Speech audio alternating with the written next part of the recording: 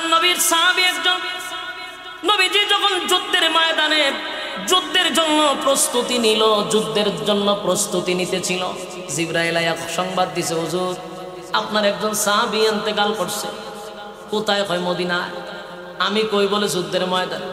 আমার কাছ থেকে আমার সাহাবীর লাশ হইল 100 কিলোমিটার দূরে। জিবরাইল বলে, হাবিব জানাজা আপনার পড়াইতে হবে গো। নবী কয়, আমি কই মুআবিয়া ইবনে মুআবিয়া কই, কেমনে রে জানাজা পড়াবো? জিবরাইল কয়, আপনি জানাজার জন্য প্রস্তুতি নেন।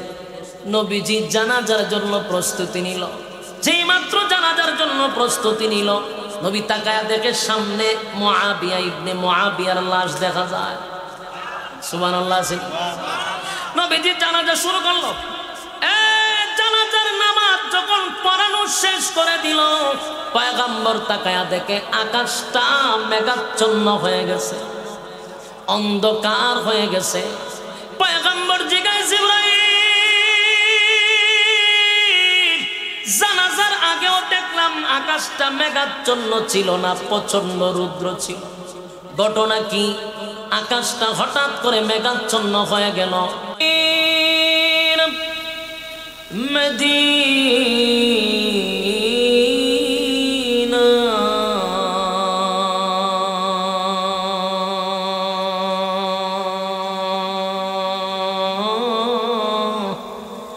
মদিনা मदीना मदीना मुमिनों की गुनगुना है, दीदार मदीना अशकों की तमन्ना है, बलगल उला बिकमालिही कशाफत जा बिजमालिही हसनत जमीअ ग़सालिही सल्लु अलैहि। আলহামদুলিল্লাহ। কোরআনের মধ্যে ব্যতিক্রম একটি সূরা, 112টা সূরা আছে, আর 2টা সূরা আছে কোরআনের মধ্যে ব্যতিক্রম। এর মধ্যে সূরা ইখলাস আর সূরা কাউসার। ব্যতিক্রম কেন বললাম? এই 2টা সূরা আপনি ভালো করে একটু স্টাডি করবেন, দেখবেন এই সূরার ভিতরে প্রাসঙ্গিক কোনো আলোচনা নাই। শানে এলাহি সূরা কাউসার। শানে এলাহি আল্লাহর শান, মান, মর্যাদা নিয়ে যত কথা আছে এই সূরার ভিতরে প্রাসঙ্গিক একটা কথাও নেই, এই জন্য ব্যতিক্রম। সূরা কাউসার শানে রাসূল, রাসূলের শান, মান, মর্যাদা সম্পর্কে আলোচনা, এর বাহিরে একটা কথাও নাই। এই জন্য এই 2টা সূরা ব্যতিক্রম। মক্কা নগরীতে সূরাটা নাজিল হয়েছে। যেহেতু সময় খুব কম, আমাদের হুমায়ুন ভাই দাওয়াত দিছে, তার আর একটা মাহফিল হয় ঢাকা রায়েরবাগ। আমি প্রায় 4 বছর ধরে রায়েরবাগে প্রোগ্রাম করি ওনার মাহফিলটাতে। আলাদা একটা সম্পর্ক থাকার কারণে তারা না করলেও পারা যায় না, জোর দবস্তুরি করে হইলো এখানে রাখবো। আমার বাদ মাগরিব সময় দেওয়ার কথা, এরপরও উনি আসতে আমার একটু সমস্যা হয়েছে, এই জন্য এশারের পরে বসছে, তো সময় তো আরও কম। কিন্তু আমি যতটুকু সময় দিই, আপনাদের হক নষ্ট হবে এতটুকু সময় নষ্ট করবো না ইনশাআল্লাহ। প্রথমেই বলেছি আমি তাফসিরের হাইসিয়তে কথা বলবো। এই সূরাটাকে আমরা 3টা ভাগে যদি ভাগ করি, প্রথম অংশটা আমরা আলোচনা করব কেন নাজিল হলো, নাজিলের কারণ কি, তার প্রেক্ষাপট কি, তার অবস্থান কি। দ্বিতীয় ভাগে আমরা আলোচনা করব এটা সরল তর্জমা। তৃতীয় ভাগে আমরা আলোচনা করব এটার ফজিলত সম্পর্কে। তাহলে এই অল্প সময় যদি আমরা 3 ভাগে আলোচনা করি, তাহলে আপনি নাজিলের কারণও জানতে পারলেন, সরল তর্জমাও শুনতে পারলেন, ফজিলত সম্পর্কে আপনার ধারণা হলো ইনশাআল্লাহ। 1 নাম্বার হলো এই সূরাটা কেন নাজিল হলো, কোন প্রেক্ষাপটে।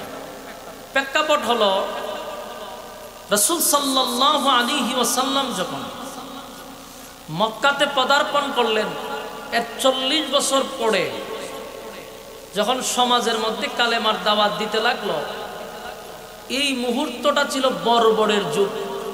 জাহিলিয়তের যুগ, অন্ধকারের যুগ। এরা এমন এক জাতি ছিল যারা এক খোদায়ে বিশ্বাসী ছিল না, বহু খোদায়ে বিশ্বাসী ছিল। সর্বনিম্ন খোদা 360 জন। সকালে সূর্য উঠলে এটা একটা খোদা, চন্দ্র উঠলে এটা আরেকটা খোদা, বড় বট গাছ দেখলে এটা একটা খোদা। মুঠ খোদার অভাব। এই মুহূর্তে রাসূল বলেন লা ইলাহা ইল্লাল্লাহ, নেই কোনো মাবুদ এক আল্লাহ ছাড়া। মক্কার মানুষ কয় আমরা 360 জন খোদা, উনি কয় এক খোদা। ঘটনা কি? যখন আল্লাহর রাসূল এক খোদার দাওয়াত দিতে লাগলো, ওই মক্কার মানুষ তখন মানববন্ধন শুরু করলো, মিছিল মিটিং শুরু করলো, বাধা দেওয়া শুরু করলো, প্রতিবাদ করতে লাগলো যে আমরা মানি 360 জন, মুহাম্মদ দাওয়াত দেয় আমাদেরকে একজনের। এই নিয়ে শুরু হলো আন্দোলন।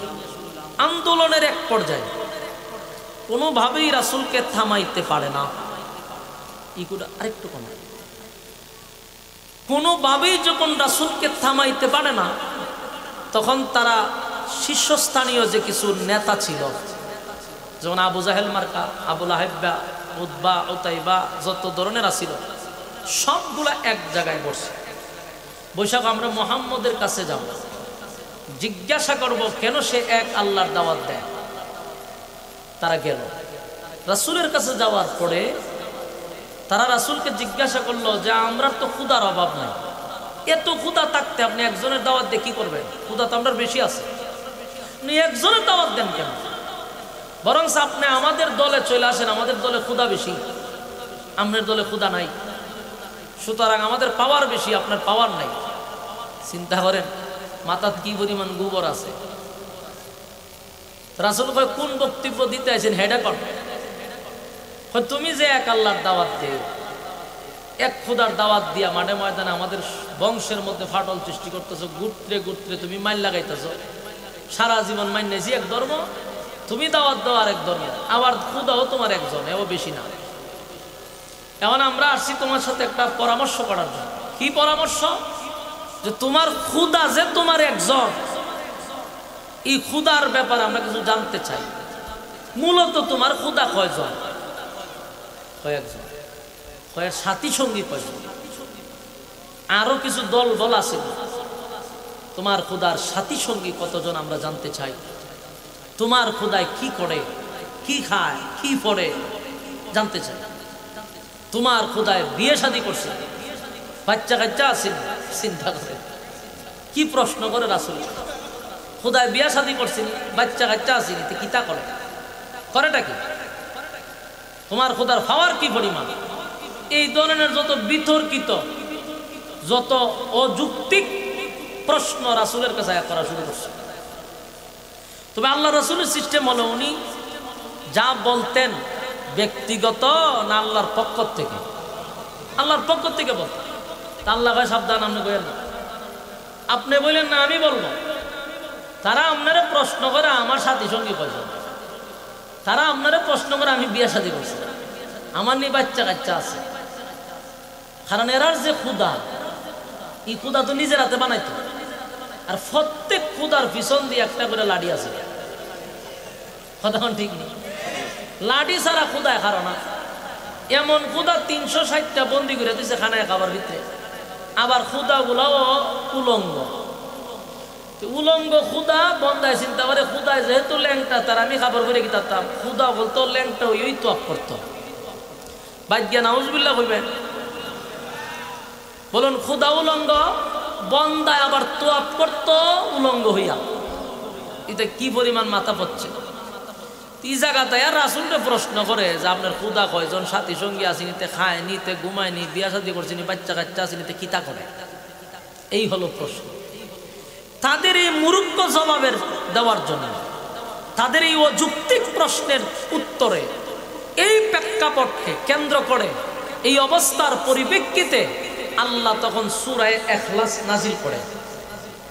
আপনার এলাকা সুবহানাল্লাহ আসেনি? এটা কোন সময় পড়েন ঠাডা বললে? তো কইবার হইলে কইয়া লইবে না, চিন্তা করে আসেন যে বক্তা ছুটু ওহন তো জুড়ে হয়ে লাভ নাই, বড় বক্তার সময় কইবে সুবহানাল্লাহ হইলে আমার লাভ না আপনারাও। আশ্চর্যজনক কথা শুনলে সুবহানাল্লাহ বলতে হবে। সম্মানিত সুধী, এই যে প্রেক্ষাপট, এই অবস্থার পরিপ্রেক্ষিতে সূরা ইখলাস নাজিল হয়েছে, যেটাকে তাফসীরের ভাষায় বলা হয় শানে নজুল, নাজিল হওয়ার কারণ। তাহলে আমরা কয় ভাগে ভাগ করছি? কয় ভাগ হইল? এক ভাগের আলোচনা হইল নাজিলের মূল কারণ। এই অযৌক্তিক মূর্খ জবাবের, এই যে মূর্খভাবে যে প্রশ্নগুলা করছে, অযৌক্তিক প্রশ্ন করছে, এই প্রশ্নকে কেন্দ্র করে আল্লাহ সূরা ইখলাস নাজিল করছে। এই হলো মূলত নাজিলের কারণ। এখন আসুন, নাজিল করার পরে আল্লাহ তাদের উত্তরে কি জবাব দিছে এটা সূরার ভিতরে দিছে। এখন আসুন আমরা এটা কিছু সরল তর্জমা করি। আল্লাহ তখন এই সূরা নাজিল করছে, কুল হুয়াল্লাহু আহাদ আল্লাহুস সামাদ লাম ইয়ালিদ ওয়া লাম ইউলাদ ওয়া লাম ইয়াকুল লাহু কুফুয়ান আহাদ। সূরা নাজিল হয়েছে। রব্বে কারীম বলেন, বন্ধু আপনার কোনো জবাব দেওয়ার প্রয়োজন নাই, আমি আল্লাহ জবাব দিব। সর্বপ্রথম যে জবাব দিল, কুল হুয়াল্লাহু আহাদ, নবী আপনি বলুন আমি আল্লাহ একক। বলুন আল্লাহ কয়জন? আল্লাহ কিন্তু বলে নাই যে আমি আল্লাহ এক, এই কথা বলে নাই। আল্লাহ বলছে একক। একক দিয়া ব্যারিকেড দিছে, সামনে বাড়াইবার কোনো সুযোগ নেই। যদি এক কইতো একের পরে দুই, দুইয়ের পরে তিনি 100 যেত। এই জন্য একক পেয়ে ব্যারিকেড দেওয়া হয়েছে, সামনে বাড়ার কোনো সুযোগ।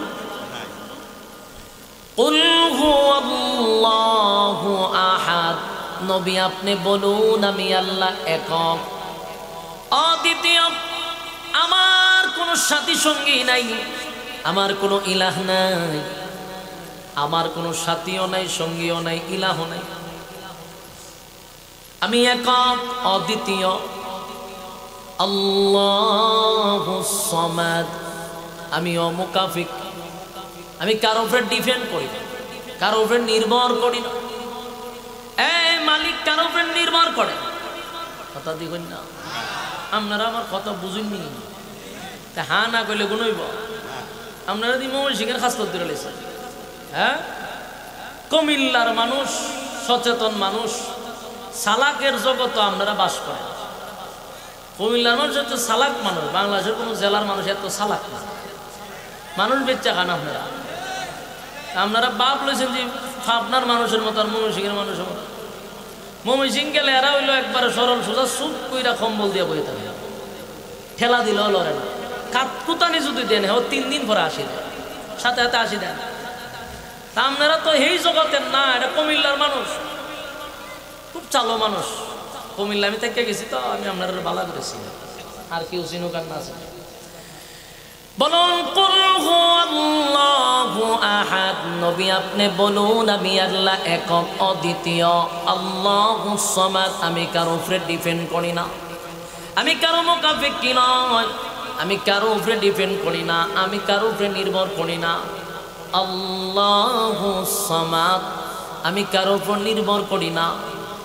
এরপর আল্লাহ বললেন ইয়ালিদ ওয়া লাম ইউলাদ। বেঈমানরা বলেন আপনার আল্লাহ বিয়ে শাদী করছেনি, আপনার আল্লাহর বাচ্চা কাচ্চা আসেনি। বেঈমানরা প্রশ্ন করে রাসূলের কাছে, আপনার আল্লাহ কয়জন? আল্লাহ কয় কুল হুয়াল্লাহু আহাদ, নবী বলুন আমি একক। আপনার আল্লাহ কি করে, কেমনে খায়, কেমনে চলে? আল্লাহ কয় আল্লাহুস সামাদ। আমি কারো প্রেমকাপেক্ষী নয় গো।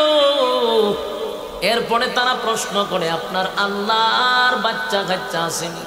আল্লাহ কয় লাম ইয়ালিদ ওয়া লাম ইউলাদ, আমি আল্লাহ কারো কাছ থেকে জন্ম নেই নাই, আমি আল্লাহ কাউকে জন্ম দেই না।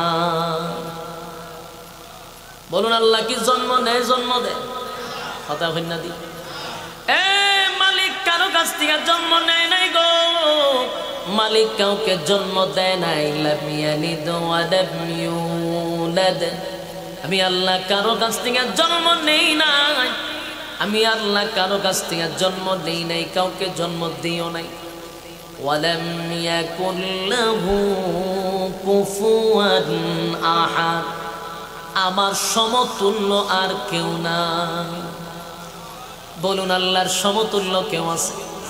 আসমান জমিন সূর্য চন্দ্র গ্রহ নক্ষত্র যা দেখি যা দেখি না, এগুলা সব যার হাতে পরিচালনা যিনি করেন উনি কে? ওনার সমতুল্য কেউ আছে না? মালিকের সমতুল্য কেউ নাই। রব্বে কারীম বলেন লাম ইয়ালিদ ওয়া লাম ইউলাদ, আমি কারো কাছ থেকে জন্ম নেই নাই, জন্ম দেই নাই। ওয়া লাম ইয়াকুল লাহু কুফুয়ান আহাদ, আমার সমতুল্য কেউ নাই। এই বেঈমানরা যে প্রশ্ন করছিল, প্রশ্নের জবাব পাইছে রে। এরপরও তাদের অনেক প্রশ্ন ছিল, আপনার আল্লাহ কি ঘুমায়নি? আপনার আল্লাহর ঘুমে ধরেনি? তে ক্লান্ত আসেনি? শরীরটা ক্লান্তি হয়নি? ঘুম আসেনি? তন্দ্রা আসেনি আমার মালিকের? এইগুলা নিয়ে তারা প্রশ্ন করে। আল্লাহ বলেন আল্লাহু লা ইলাহা ইল্লা হুয়াল হাইয়ুল কাইয়্যুম লা তাখুযুহু সিনাতুন ওয়া লা নাওম। রব্বে কারীম বলেন, আমি মালিকের ঘুম নাই, আমি মালিকের তন্দ্রা নাই গো। ঘুমও নাই, তন্দ্রাও নাই, ঘুমও নাই, তন্দ্রাও নাই। আল্লাহ কি ঘুমায়? মালিকের তন্দ্রা আছে। তন্দ্রা মানে জিমানো উঙানো, আল্লাহর কোনোটাই নাই। মালিক যদি ঘুমায় তাহলে পৃথিবী থাকবে না, বিশ্ব পরিস্থিতির পরিসমাপ্তিটা ঘটে যাবে। মূসা আলাইহিস সালাতু ওয়াস সালাম একবার এইভাবেই ভাবতে ছিল যে মনে হয় আল্লাহর ক্লান্তি লাগে না, আমার মালিকের কি একটু তন্দ্রাও আসে না, আমার মালিকের কি ঘুমেও ধরে না। মনে মনে ভাবতে ছিল, এটা প্রকাশ্যে না, মুখ দিয়া না, মনে মনে মনে মনে কল্পনায় মূসা নবীটা ভাবতেছিল। হঠাৎ করে সামনে দেখে জিব্রাইল সামনে খাড়া। জিব্রাইল কয়, মূসা নবী ঘুমাইয়া ঘুমাইয়া কি ভাবতেছেন? আমার আল্লাহর ঘুম নাই, আমার আল্লাহর তন্দ্রা না, এটাকে আপনি ঘুমাইয়া ঘুমাইয়া ভাবেন? মূসা নবী বলেন, আমি মনে মনে কল্পনায় এটা ভাবতেছিলাম। আমার মনের খবরটা কেমনে জানলি রে জিব্রাইল? জিব্রাইল বলেন, আমি জানার ক্ষমতা নাই, আমার মালিক আমারে জানাইছে। মূসা নবী বলেন, এখন আমার উপরে কি বিপদ আসতে পারে, কি আইন আসতে পারে? জিব্রাইল কয়, কোনো অসুবিধা নাই, শুধু দুইটা হাতে গ্লাস লইয়া দাঁড়ায়া থাকবেন, এটা আপনার শাস্তি। দুই হাতের তানুতে দুইটা গ্লাস লইয়া দাঁড়ায় থাকবেন, বসতেও পারবেন না, দাঁড়াইতেও পারবেন না, শুইতেও পারবেন না। মূসা নবী কয়, কতক্ষণ? কয়, জানি না কতক্ষণ, এটার কোনো টাইম নেই। মূসা নবী হাতে পানি লইয়া ঘন্টার পর ঘন্টা দাঁড়ায় আছে, ঘন্টার পর ঘন্টা দাঁড়ায় আছে, জিব্রাইলও আসে না, মূসা নবীও বসতে পারে না। সারা দিন যখন চলে যায়, দাঁড়ায়া থাকতে থাকতে বলুন না একটু ক্লান্ত আসে কিনা? শরীরটার মধ্যে ক্লান্তি চলে আসছে। মানুষের শরীর যখন ক্লান্ত হয়ে যায়, বলুন তো দেখি তার শরীরে কিসে ধরে? ঘুমে ধরে। মূসা নবীরও ঘুমে ধরছে, কিন্তু দাঁড়াইয়া তো ঘুমে ধরে না রে, ঘুমের বাবে ধরে। কথা কই না দি? বলুন, দাঁড়াইয়া কি ঘুমে ধরে না ঘুমের ভাবে ধরে? ঘুমের বাবে ধরছে, কিন্তু ঘুমাইতে পারে না। ঘুমের বাবে ধরলে দেবেন শরীর এরম পড়ে, ঠিক নেই, শরীর টইলা। মূসা নবীর বাবে ধরার সাথে সাথে যখন এইভাবে ঝাঁকুনি মারছে, হাতের গ্লাস হাতে নাই, সব মাটিতে। পানিও পড়লো, গ্লাসও ভাঙলো, জিব্রাইলও আয়া হাজির হইল। মূসা নবীর দিকে তাকায়া বলেন, এ পয়গম্বর, আমি না আপনাকে বলেছি গ্লাস ভাঙতে পারবেন না, পানি পড়তে পারবে না, গ্লাস দিয়ে ভাঙলেন, পানিও বলল, ঘটনা কি? মূসা নবী কয়, গ্লাস ভাঙার পরে তুমি আসার সময় হয়েছে, সারাদিন দেখে রইলাম, আমি শোয়াইলা না কেন? কয়, অর্ডার আসিন না। মূসা নবীরে জিগায়, আপনি গ্লাস ভাঙলেন কেমনে? কয়, আমার ঘুমে ধরছিল। জিব্রাইল জিগায়, কতক্ষণ ঘুমাইছেন? মুসা নবী কয় বেটা ঘুমাইতাম কোন সময়, আমি তো এক সেকেন্ড তো ঘুমাই নাই। তাহলে বাংলেন কেমনে? ঘুমের বাপ ধরছিল। কি তাই ধরছে? ঘুমের ভাবে ধরছে, ঘুমাই নাই গো, ঘুমের ভাবে ধরছে। এই জন্য আমার হাত আমার নিয়ন্ত্রণে ছিল না, বাবের কারণে নিয়ন্ত্রণ আমি হারাইছি। এবার জিবরাইল কয়, এ পয়গম্বর মুসা, মনে মনে মনে মনে কল্পনায় কল্পনায় ভাবছিলেন আমার আল্লাহর ঘুম আসেনি, তন্দ্রা আসেনি। মনে মনে মনে মনে আমার আল্লাহ আপনার উত্তর দিয়া দিল। চিন্তা করে দেখেন, আপনার হাতে মাত্র 2টা গ্লাস ছিল, ঘুমানোর নাই। ঘুমের বাপ আসার কারণে গ্লাসের নিয়ন্ত্রণ আপনি হারাইছেন। আর আমার মালিকের হাতে 7 আসমান, 7টা জমিন, সূর্য চন্দ্র গ্রহ নক্ষত্র পাহাড় পর্বত সাগর নদী নালা খাল বিল কীট পতঙ্গ, যা দেখি যা দেখি না, বলুন তো দেখি সব কার হাতে? আপনাদের ইমানের আওয়াজ দিয়া বলেন কার হাতে? আরো জোরে বলেন কার হাতে গো? আমার মালিকের হাতে 7 আসমান, 7টা জমিন, সূর্য চন্দ্র, 1 গ্রহ নক্ষত্র, যা আমাদের দেখাতে যা দেখি যা দেখি না, সব তো আমার মাওলার কুদরতি হাতে রে। সেই মালিক যদি একটা সেকেন্ডের জন্য ঘুমায়, বলুন না আসমান থাকবে, জমিন থাকবে? চন্দ্র সূর্য ভেঙ্গে ভেঙ্গে জমিনে পড়বে গো। বিশ্ব পরিস্থিতিটা জাগাতেই সীমাবদ্ধ হয়ে যাবে, বিশ্ব পরিস্থিতির পরিসমাপ্তি জাগাতেই সব ঘটে যাবে, ঠিক কিনা? সব ঘটে যাবে। এই জন্য মালিক বলেন আমি ঘুমাই না, আমার ঘুমও নাই তন্দ্রাও নাই, ঘুমও নাই তন্দ্রাও নাই বান্দারে। বরং রাত যত গভীর হয়, আমি আমার বন্দার কাছে তত বেশি থাকি। সুবহানাল্লাহ কি বাড়ি দিয়া হইবে? রাত যত গভীর হয় গো, আমি আমার বন্দার নিকটে থাকি, নিকটে থাকি, নিকটে থাকি।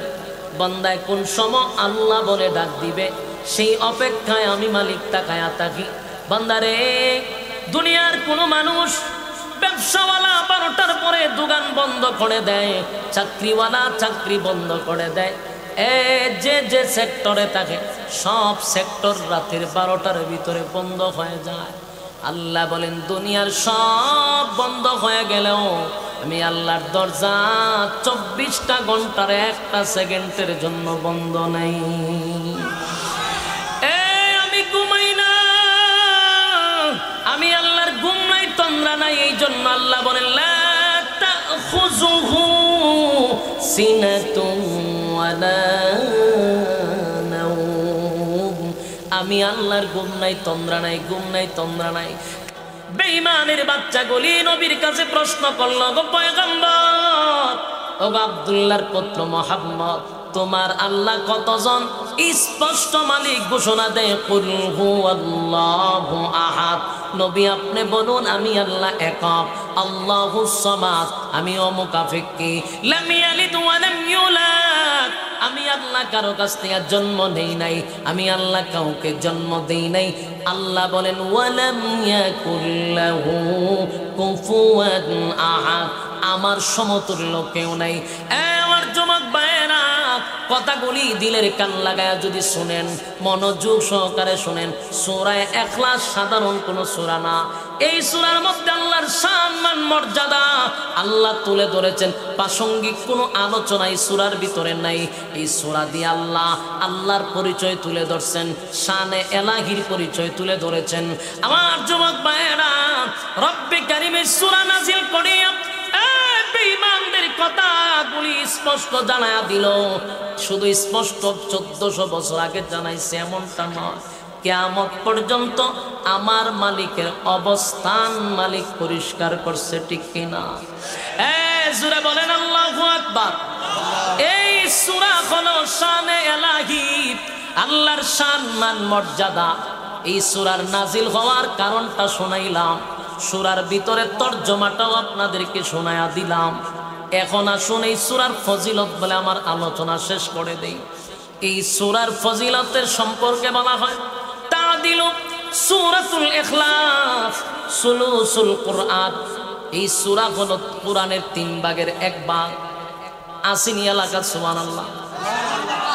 কোন সময় হইবেন আমার পরে আমার পরে কইয়ে গোটা কোরআনের মধ্যে এই সূরাটা হলো কোরআনের 3 ভাগের 1 ভাগ।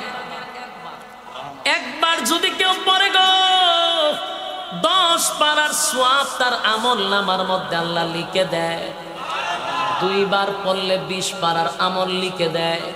3 বার পড়লে 1 খতমের সওয়াব আল্লাহ আমলনামায় লিখে দেয়। সুবহানাল্লাহ।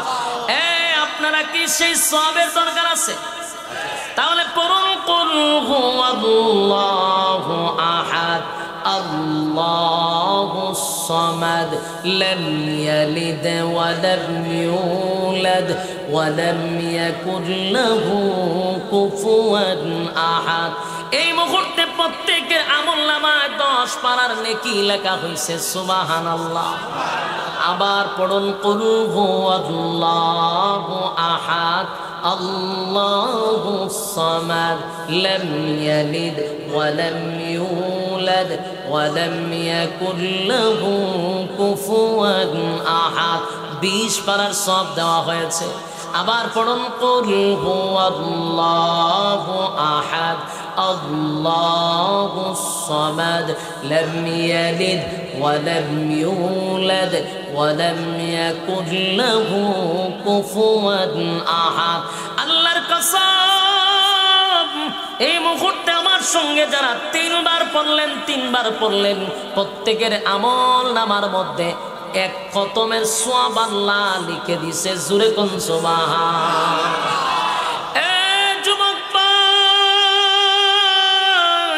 নেকির প্রয়োজন আছে গো, নেকির প্রয়োজন আছে, নেকির প্রয়োজন আছে। 3 বার পড়লে 1 খতমের সওয়াব, 3 বার পড়লে 1 খতমের সওয়াব। আর আল্লাহর নবী বলেন 10 বার যদি প্রতিদিন কেউ পড়ে 10 বার আল্লাহর নবী বলেন 10 বার যদি পড়ে জান্নাতের ভিতরে একটা করে তার জন্য বাড়ি বানানো হবে। সুবহানাল্লাহ। অথচ এই বয়ান করার পরে ওয়াজের মাহফিলেই সীমাবদ্ধ। এই ওয়াজ আর বাড়িতে নিতে পারে না, বাড়িতে ওয়াজ লইয়া যাইতে পারি না। আজকে বলছি মাহফিলের এরিয়ার ভিতরে গেলে ওয়াজ শেষ, ঠিক না? অথচ 10 বার যদি পড়লে একটা বাড়ি দেওয়া হয়, এটার মধ্যে মুসলমানদের বিন্দু পরিমাণে কোনো আকর্ষণ নেই। জান্নাতে দিব তার মানে এটা বাকি, এটা বিশ্বাসই হয় না। তার মনের মধ্যে কোনো আকর্ষণ জাগে না। বাংলাদেশের প্রধানমন্ত্রী যদি ঘোষণা দিত যারা জয় বাংলা 1000 বার পড়বা একটা বাড়ি দিন, কথা কই না দি, তখন দেখতেন এক একজনে তসবিহ তুলে পড়তো জয় বাংলা জয় বঙ্গবন্ধু। কথা ঠিক কেমন পড়তো জয় বাংলা জয় বাংলা জয় বাংলা জয় বঙ্গবন্ধু জয় শেখ হাসিনা জয় নৌকা জয় উন্নয়ন। 1000 বার 1 লাখ করে কে হয়তো প্রধানমন্ত্রী আপনার বাপের নামে 1 লক্ষ বার বসকাইছে, তখন একটা বাড়ি পাওয়া যেত। আর জান্নাতের ভিতরে 10 বার সূরা ইখলাস পড়লে বাড়ি দিব, এটার ভিতরে কোনো বিন্দু পরিমাণ আকর্ষণ। জয় বাংলার আকর্ষণ আছে। আরে মাগদমা গলা ফাড়ায় আলা। আল্লাহ বলেন জান্নাতের ভিতরে বালাখানা দেওয়া হবে, এটার মধ্যে আকর্ষণ তাদেরই থাকবে যাদের ঈমান ভরপুর আছে, যাদের ঈমানি জজবা আছে, যারা জান্নাত তারা তালাশ করে তাদেরই এই জান্নাতের নিয়ামত পাওয়ার আকর্ষণ আছে। কথা হয় না? দিলের কান লাগায় শুনেন গো, নেকির প্রয়োজন আছে না নাই? কথা হয় না? নেকির প্রয়োজন, নেকির প্রয়োজন, নেকির প্রয়োজন। কিয়ামতের মাঠে একটা নেকি আপনাকে কেউ দিবে না। এটা মা হোক, বাবা হোক, দাদা হোক, দাদি হোক, নেতা হোক, খেতা হোক, কেউ একটা নেকি দিয়ে আপনারে সাহায্য করবে না।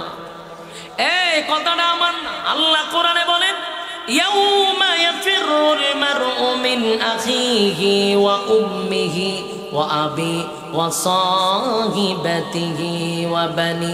কিয়ামতের ময়দানে মা তার সন্তানকে অস্বীকার করবে, চিনার পরে অস্বীকার করবে। কেন জানেন? যদি আমার সন্তান আমার কাছে একটা নেকি চায় কেমনে দিব? এই জন্য চিনার পরেও বলবে আমার কোনো সন্তান ছিল না, চিনার পরেও বলেন আমার দুনিয়াতে বিয়ে হয় নাই। এ যুবক ভাই, মা বাবার থেকে আপন কেউ নয় গো। মা বাবাই যদি আপনাকে অস্বীকার করে, পৃথিবীর কেউ আপনাকে নেকি দিবে, ফিরে দিবে? কথা হয় না? মা বাবাই যদি না দেয় কেউ দিবে না, কেউ দিবে না। অথচ আল্লাহ রাব্বুল আলামিন স্পষ্ট ঘোষণা করছে, জান্নাতে যদি যাইতে চাস, এক নাম্বার হলো ইল্লাল্লাযীনা আমানু, বান্দা ঈমান আনতে হবে আমি আল্লাহর উপর। দুই নাম্বার কথাটাই হলো ওয়া আমিলুস সালিহাত, নেক আমল করতে হবে। নেক আমল ছাড়া কোনো উপায় থাকবে না। তাই আমরা যদি ডেলি 3 বার পড়ি তাহলে এক কতমের সওয়াব হয়। এই নেক আমলটুকুর দরকার আছে না নাই? আমার আর তোমার মালিক কেন বানাইলো? অনর্থক বানাই নাই, অকারণে বানাই নাই, নিষ্প্রয়োজনে বানাই নাই বান্দা। অকারণে বানায় নাই, নিষ্প্রয়োজনেও বানায় নাই, ইবাদতের জন্যই তো বানাইছে। কথা কও, আমরা কি অনর্থক বানাইছে? আফা হাসিবতুম আন্নামা খলাকনাকুম আবাসান ওয়া আন্নাকুম ইলাইনা লা তুরজাউন। রব্বে কারীম বলেন অনর্থক বানাই নাই, অকারণে বানাই নাই। এ বান্দা, নিষ্প্রয়োজনে আমি বানাই নাই। রব্বে কারীম বলেন কেন বানাইলাম, কেন বানাইলাম, কেন বানাইলাম? ওয়ামা খালাকাতুল জিন্না ওয়াল ইনসা ইল্লা লিয়াবুদুন। অনর্থক বানাই নাই, মানব আর দানব বানাইছি শুধুমাত্র কেবলমাত্র গোলামির জন্য, গোলামির জন্য, ইবাদতের জন্য, ইবাদতের জন্য। বান্দারে রং তামাশার জন্য দুনিয়ার জমিনে পাঠাই নাই, যেমনে মনে চায় এমনে চলার জন্য পাঠাই নাই। বান্দা শুনে রাখ, আমি আল্লাহ তোরে অনর্থক বানাই নাই, স্পষ্ট জানায়া দিছি। কেন বানাইলাম সেটাও জানায়া দিছি। তুই যদি আমার গোলামি না করস, আমার নিয়ামত খাইয়া যদি আমি আল্লাহর নাফরমানি করস, এটাও জানায়া দিলাম। আমি আল্লাহ কাউকে ছেড়ে দেই নাই, তোদেরকেও ছেড়ে দিব না। বলুন আল্লাহ কাউরে ছাইরা দিছে? কথা কন। ইতিহাস যদি কেউ পড়ে থাকেন আমারে জানায়া দেন, মালিক কাউকে কি কোনো সময় ছাইরা দিছে? ফেরাউনের ইতিহাস পড়ুন। 40 বছর পর্যন্ত যার কোনো দিন একটা এসি পর্যন্ত আসে নাই, কোনো ধরনের রোগ বেমার ছিল না, সে এত জুলুম করছে, 90,000 শিশু জবাই করে নীল নদে বাসায়া দিছে। নাউজুবিল্লাহ, বাড়ি দিয়া হইল। এত বড় জালেম, মুসা নবীরে আটকানোর জন্য 90,000 শিশু জবাই করলো, নিজেরে খোদা দাবি করলো। বলুন তো দেখি আমার আল্লাহ কি ফেরাউন্নারে ছাইরে দিছে? কথা হয় না? আল্লাহ কয় সার দিছি আমি, যথেষ্ট সার দিছি। সার দেওয়ার পরও দেখি নাফরমানি আরো বাড়ায়া দিছে। শেষে আল্লাহ জাতা দিয়া দুইরা পানির তলে চুবাইছে। কথা কোন ঠিক? মোট কথা হল আল্লাহ ছেড়ে দেয় না। এ নমরুদ, গোটা পৃথিবীর 4 জন বাদশাকে আল্লাহ রাজত্ব দিছে। গোটা পৃথিবী রাজত্ব করার জন্য 4 জনকে দিছে। 2 জন ইমানদার, 2 জন বেঈমান। বেঈমানের মধ্যে 1 নাম্বার বেঈমান হলো নমরুদ। এই নমরুদরে আল্লাহ গোটা পৃথিবী রাজত্ব করার সুযোগ দিছিল। রাজত্ব পাইয়া নিজেরে খোদা দাবি করছে। এখন সে কয় আমি খোদা দাবি করছি, আর কোনো খোদা নাই, আসল খোদা মাইরা ফেলাম। মাথা কি পরিমাণ খারাপ হইছে। তীর লইয়া আসমানের দিকে মারছে। আল্লাহ কয় ফেরেশতা তীরের মধ্যে রক্ত লাগায়া দে, রক্ত লাগায়া দে। তীরের মধ্যে রক্ত লাগায়া দিছে। তীর জমিনে ফিরে আসছে। তীরের মধ্যে রক্ত দেখে এখন ডান্স নো পাগলো, ডান্স দেওয়া শুরু করছে, ডিজে গানের আয়োজন। কয় আল্লাহ মাইরা লাইছি, নাউজুবিল্লাহ, আল্লাহ মাইরা লাইছি। এইভাবে নাচানাচি শুরু করছে। আল্লাহ কয় আরো নাচতে থাক, নাচতে থাক, যত পারো নাচো, এরপরে যাইবা বলে। কথা হয় না? নাচানাচির পরে যেমন লাগবে, হয় নাচতে থাক, দুইরালা মদ কাজাতা দিয়া নাচতে থাক, তে নাচে। আল্লাহ কয় নাচতে থাক, আরো নাচে, সুযোগ দেয়, আরো নাচে। শেষ পর্যন্ত যখন সীমা লঙ্ঘন করছে, আমার আল্লাহ কিন্তু এই নমরুদ্দারে জুতা দিয়া ফিরাইলাম। কি দিয়া ফিরছে? জুতা দিয়া, জুতা দিয়া, জুতা দিয়া। ইতিহাস থেকে শিক্ষা গ্রহণ করো। যারা অতিরিক্ত করছে, অতিরিক্ত করছে, জুলুম করছে, নির্যাতন করছে, কাউরেই ছেড়ে দেয় নাই। ক্ষমতা দিয়া মালিক ক্ষমতা মাঝে মধ্যে পরীক্ষা করে। ক্ষমতার অপব্যবহার যারা করে, আমার আল্লাহ কয় অতীত থেকে শিক্ষা গ্রহণ কর। ক্ষমতা পাইয়া যারা ক্ষমতার অপব্যবহার করছে গো, আমার মালিক কয় জুতা দাভিডা লামাইছে। কি দিয়া? এখনো যারা ক্ষমতা পাইয়া ক্ষমতার অপব্যবহার করবা, আল্লাহর জুতা রেডি আছে। কথা কয় না? জুতা রেডি আছে। সাবধান, ক্ষমতার অপব্যবহার কইরো না, পদের লোভে লাফালাফি কইরো না। এই দিন দিন নয়, আরো দিন আছে। এক শীতে কি এক মাঘে কি শীত যায়? এক মাঘে শীত যায় না। এই দিন দিন নয়, আরো দিন আছে। লাফালাফি কমায়া করো। অতীতেও আল্লাহ কাউকে ছেড়ে দেয় নাই, ভবিষ্যতেও কাউকে ছেড়ে দিবে না। নাচতে তার ইচ্ছা মতে, কথা ঠিক নেই? জানাবেন না জানা, কিন্তু ছেড়ে দিব। কথা কয় না দি? গাও বাংলাদেশ গাও, তবে ইচ্ছে মতো গাও। মন চাইলে নেচে গে জাহান্নামে যাও। যা মন চাইলে জাহান্নামে যাও। তারা বাধা দিছে কেন? যত ভারস নাচতে থাক। কথা ঠিক? সাইরা দেয় আল্লাহ? কথা কয় না দি? কথা কয় না দি? সাইরা দিছে কেন? ইতিহাস সাক্ষী, কাউকে ছেড়ে দেয় না। তবে নাচতে থাকো। কি করতে থাকো? গাও বাংলাদেশ গাও, তবে ইচ্ছে মতো গাও। মন চাইলে নেচে গে জাহান্নামে যাও। আরে মন চাইলে নেচে গে জাহান্নামে যাও। কথা কন। যত খুশি, যত বুঝলি তুলেছি গজল্লা। হ্যাঁ, মূল উদ্দেশ্য হলো এটা চর্চারা কিনা। আর গজল গাই গীতা করতাম 1 ঘন্টা 1.5 ঘন্টা যতক্ষণ আমি আলোচনা করি, আলোচনার পুরাটাই কোরআনের ভিতর থেকে আলোচনা করার চেষ্টা করি। আমার লাইফে কোনো সময় গিচ্ছা কাহিনী আমি বয়ানে ফিটিং করি নাই, ভবিষ্যৎ না। কিন্তু মাঝে মধ্যে যদি 1-2টা সঙ্গীত আইসা পড়ে, এটা ফেসবুকে গেলে হয় হ্যাঁ তো গজল গায়, ওয়াজ কিতা করে। কিন্তু যারা কয় আর হারা মাহফিলে তো হয় একটা আয়াত পাওয়া যায়। যত গিচ্ছা কাহিনী আর যত কাল্পনিক গল্প হইয়া মাহফিল শেষ। অথচ ফার্স্ট টু লাস্ট একটা বিষয়ের উপরে আলোচনা করি। এটা আমার শুরুর থেকে বিষয় ভিত্তিক ছাড়া কোনো আলোচনা আমার ইউটিউবে নাই।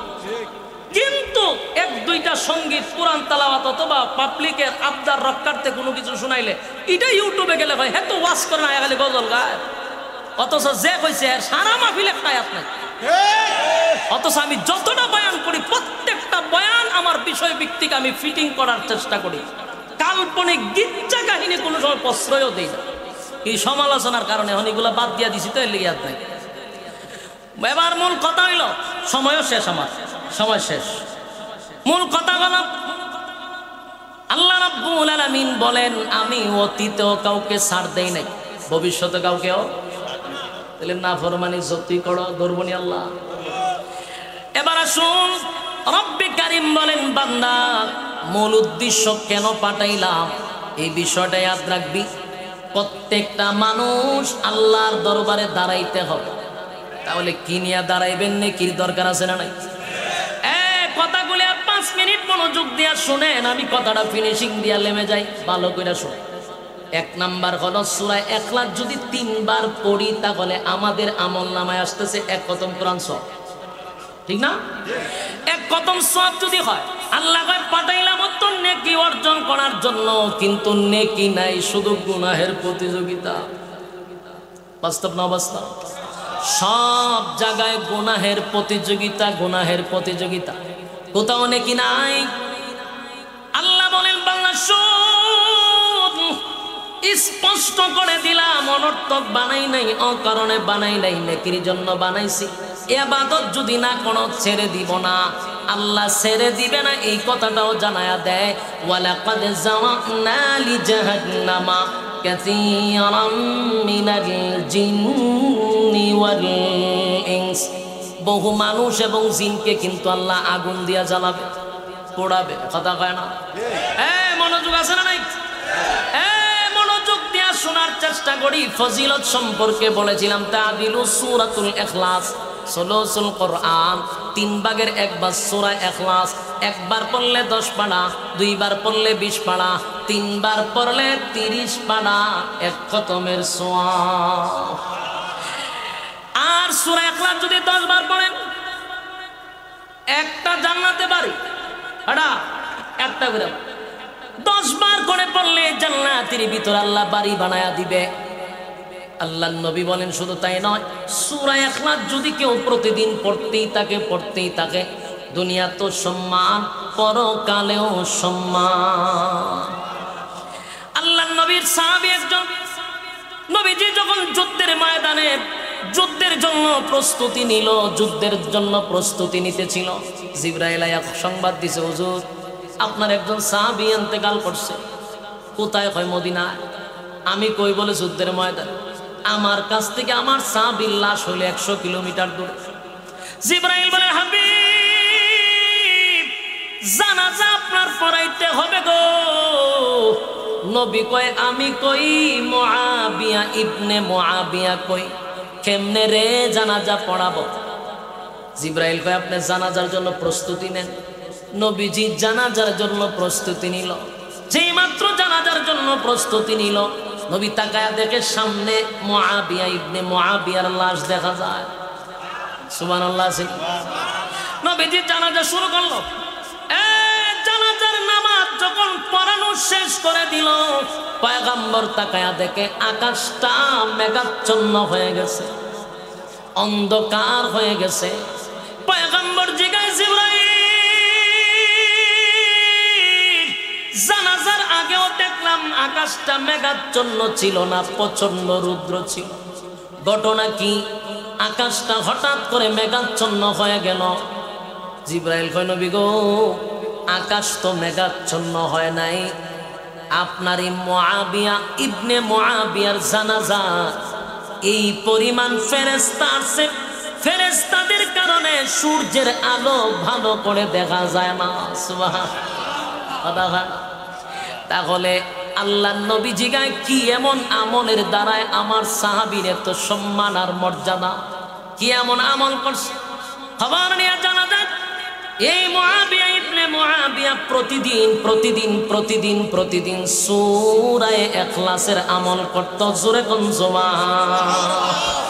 তাহলে সূরা ইখলাসের দ্বারা দুনিয়া আখিরাতের সম্মান আর মর্যাদা আল্লাহ বাড়ায়া দেয়। কথা কয় না?